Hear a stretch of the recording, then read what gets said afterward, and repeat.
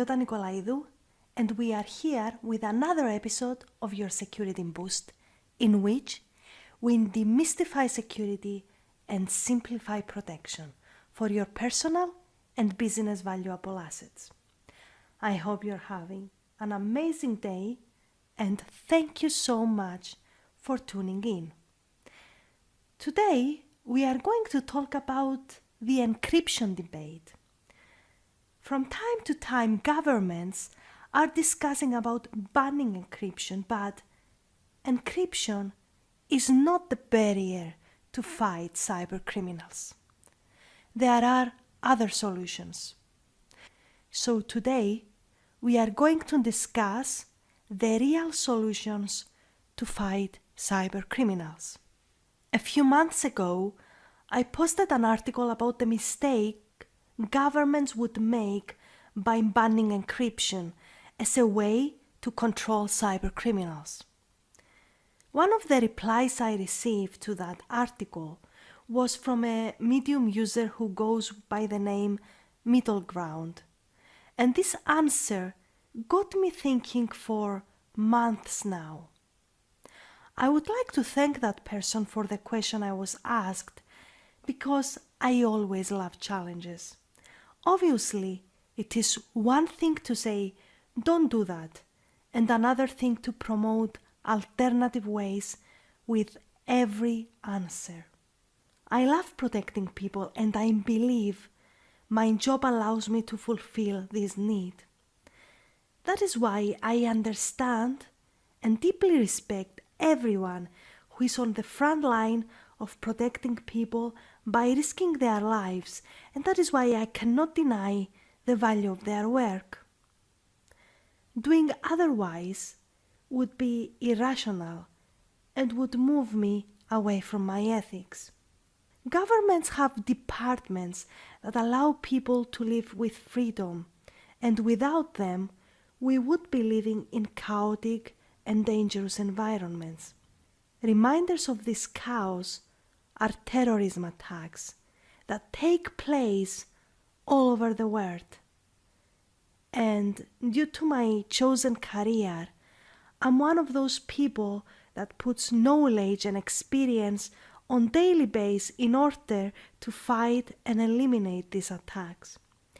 I am clarifying this because sometimes, while I am proving a point I am certain about, I might be misunderstood. Banning encryption, though, is in a contradiction with freedom. I will not go into the details why, because I analyzed it in the previous video, and I have links for that in this episode. Additionally, my view is shared by many people who have both the authority and recognition in this field. Today, I will reply to the question, what to do instead. Let me start by stating that it is dangerous to expect from people who created a problem to solve it, simply because they are going to think in the same way they always think. The problem governments face in solving any cybercrime problem lies in the lack of the right personal characteristics that are necessary to take such decisions with precision and effective results. People making decisions about security must have all three of the following characteristics. 1. Have a deep knowledge about security. 2. Have the ethical background to add another dimension to the equation of the problems they need to solve. And 3. Practice balance by being both rational and empathetic with people at the same time. Even though I do not like oversimplifying things in general, and I consider it a dangerous approach of thinking, I will use two examples to demonstrate what encryption debate looks like in simple terms. Example 1. Ban knives because people might use them to kill people. Yes, they might. But they might also cut bread and feed small children to help them survive. Knives are just a tool, and it is in people's ability to decide how they will be used by each one of us. Example 2. Put in jail 10 people because one of them is a criminal. You definitely want to find the one who committed the crime, and I know that each situation is different and requires different measures. But jailing 9 innocent people in the process is just not right. You will need more resources and time to do the latter, but it's adding the human factor in the equation, what we usually forget. Balanced thinking goes way beyond external. I'm completely aware that theory and practice concepts are very different and difficult at the same time. However, we urgently need to practice the ability to be logical and human at the same time. A practice that includes the base of solid values and beliefs, critical thinking, and being in touch with our souls, something that governments have the resources to create and flourish. Well, at least the first 2 I mentioned. With all respect, there is no middle ground with encryption, and this is not necessarily bad. There is no backdoor that can be both open and closed at the same time, or only for a selected few, especially in the way processors are currently designed. And this is something everyone with deep understanding of computer architectures knows very well.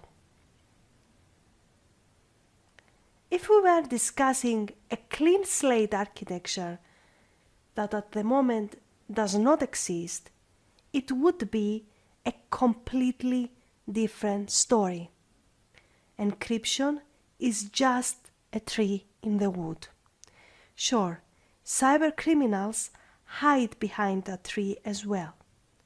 Governments are trying so hard to cut that tree, yet forgetting that their vehicles are fueled with fire. Their problem is not encryption. It is a series of actions, decisions, and processes that went wrong, letting cyber criminals on the loose and out of control.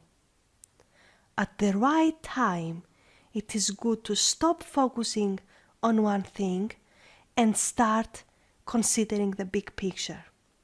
We must start thinking outside of the box in order to be able to do that. There is no need for broken encryption to capture cyber criminals. There are other ways, and sure, I have thought of a few and very specific ones. Furthermore, I am certain that other people have thought of both short-term and long-term solutions as well to minimize and, if possible, eliminate cybercrime. Solutions which have been already tested and their results proven, or novel ones. Obviously, I would be naive to analyze them here because it's a public episode. Let's not forget that if there is a will, there is a way. Somebody might argue, who am I to provide a direction about such an important matter? I could definitely enlist my credentials, but there will always be someone with more credentials and more power than me. However, this is not about credentials and power. At the end of the day, there is only one thing that matters: who is able to provide a solution. I respect that people are programmed to act and believe differently. That is why I do not expect this episode to be accepted and embraced by everyone. I am a great supporter of freedom of the mind. However, I would like to challenge us all on one thing. Do we really have a free mind? Or are we moving around with the beliefs implanted in us by someone else, and we are just convinced that these beliefs are ours? Cybercriminals are a reversible issue. The solution is found in the right focus, not in a tool.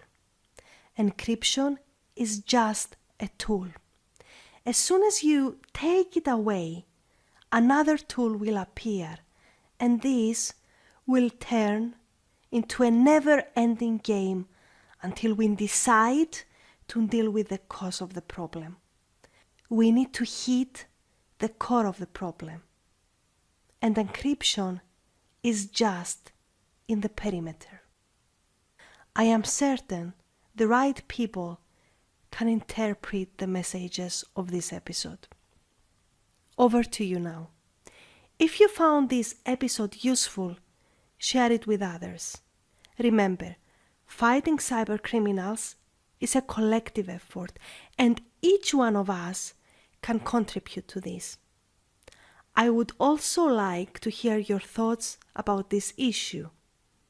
I cannot wait to hear your comments, so leave them below or head to iotanicolaidou.com and let's continue the conversation over there. Until next Monday, stay safe. In order to give you your security boost, I need your feedback about your pain points, frustrations, problems, and issues related to security. So head over to the fantastic lounge of iotanicolaidou.com and leave a comment now. And while you are there, be sure to secure your place on our email list and become an insider. You are going to get access to some exclusive content, giveaways, and some updates that I do not talk about anywhere else. Remember, security is a thinking process. It is a state of mind. Thank you so much for tuning in, and I will catch up with you on the next episode of Your Security Boost. Until the next time we connect, stay safe.